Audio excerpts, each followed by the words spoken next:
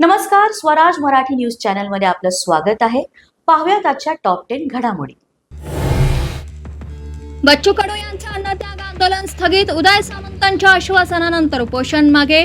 2 October पर्यंत कर्जमाफीची तारीख जाहीर करा, अन्यथा मंत्रालयात घोषणाचा इशारा. पुण्यात अजित पवारांच्या कार्यक्रमात गोंधळ. कर्जमाफीच्या मागणीसाठी प्रहार कार्यकर्ते आक्रमक. कार्यकर्त्यांची पोलिसांकडून धरपकड. शेतकऱ्यांच्या प्रश्नांची आम्हालाही जाण, मात्र चर्चेतून मार्ग दिसत असतो. गोंधळानंतर अजित पवारांची प्रतिक्रिया. कडूंच्या मागण्यांचं समर्थन करत असल्याची दादा भुसेंची भूमिका. फडणवीस, भाजप, शिंदे हे महाराष्ट्राचे दुश्मन आणि महाराष्ट्राच्या दुश्मनांशी संपर्क ही महाराष्ट्राची प्रतारणा. राज फडणवीस भेटीच्या प्रश्नांवर संजय राऊत कडाडले. मनसेच्या कार्यक्रमात ठाकरेंच्या शिवसेनेच्या नेता किशोरी पेडणेकरांची हजेरी. राज ठाकरेंच्या वाढदिवसानिमित्त कार्यक्रमामध्ये देशपांडे पेडणेकर एकत्र, चर्चांना उधाण.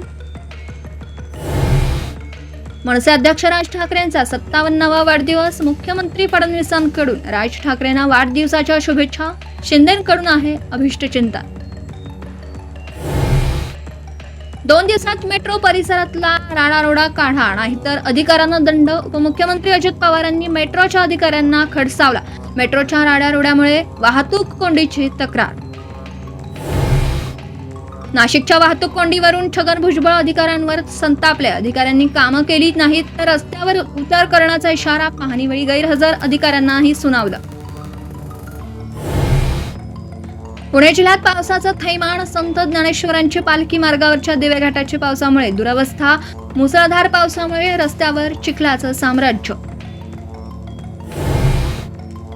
आषाढी वारीच्या दिंड्यांना यंदाही 20-20 हजार रुपये मिळणार. निधीची तरतूद केल्याची उपमुख्यमंत्री अजित पवारांची माहिती. आजच स्वराज मराठी न्यूज चॅनलला लाईक करा, शेअर करा आणि सबस्क्राईब करा.